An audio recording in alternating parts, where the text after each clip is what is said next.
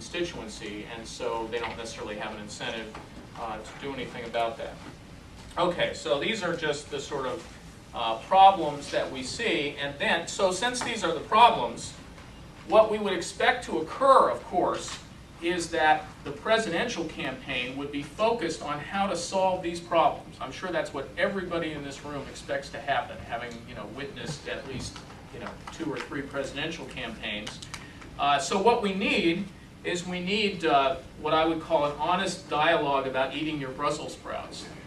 Now, we're not going to get an honest dialogue about eating your Brussels sprouts, that is about things that we may need to do, but may take something away from people.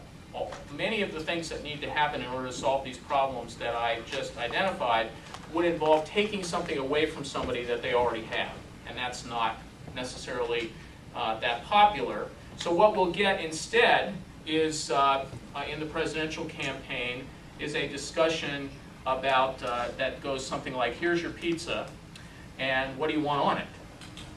And so it's all going to be about what we can give you and not what we're going to take away from you, because that's what presidential campaigns are about.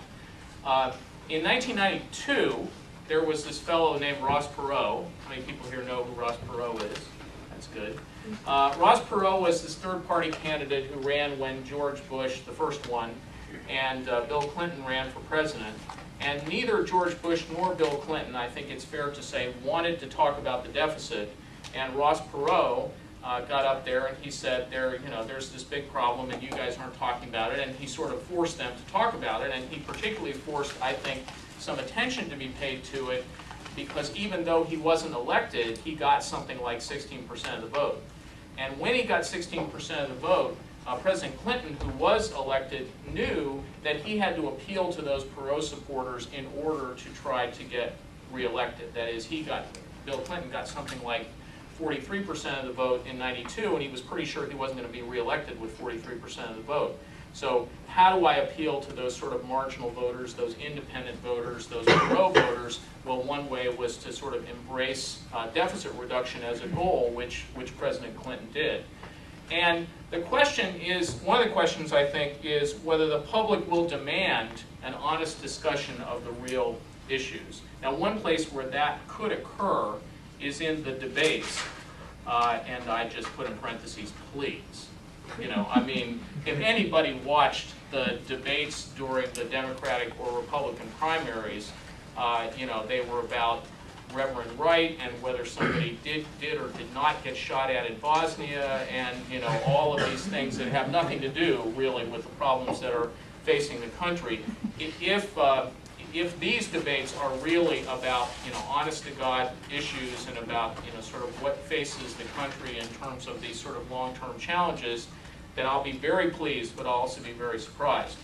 I think one question is whether swing voters, and swing voters are really the important people to focus on in presidential elections, particularly in the states where there are where the election might be close, because these swing voters are people who haven't already decided necessarily that they're going to vote for one candidate or another. And so the question is, are they going to reward straight talk?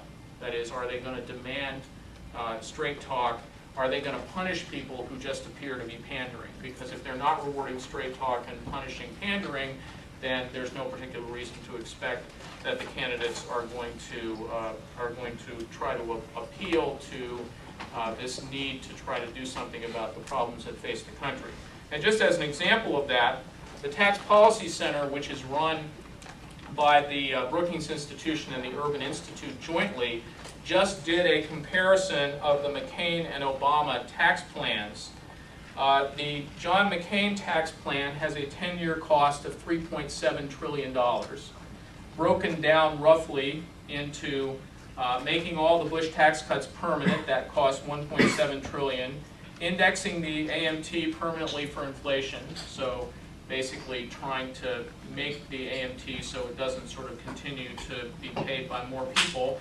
That costs about $1.1 trillion. Reducing the corporate tax rate is about $700 billion. There are various other tax cuts in there at $700 billion. And then revenue raisers, we don't want to call them tax increases, at $500 billion. So that's a total cost of $3.7